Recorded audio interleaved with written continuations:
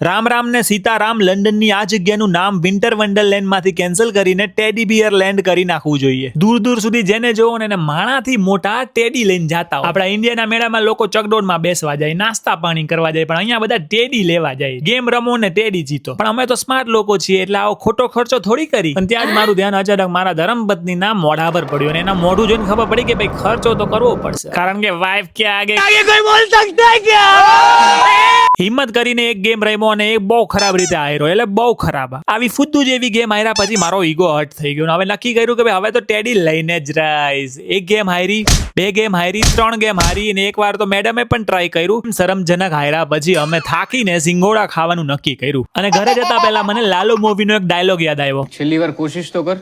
અને પછી શું ભગવાનનું નામ લઈને અઠે ગઠે અમે ટેડી જીતી ગયા. અને આ હતો અમારા ટેડી વ્લોગનો હેપી એન્ડ. અને આ વાર્તામાંથી એ બોધ મળ્યો કે વિન્ટર વન્ડરલેન્ડમાં અને કઝિનોમાં બહુ ફરક નથી. જેને સમજાય એને સમજાય.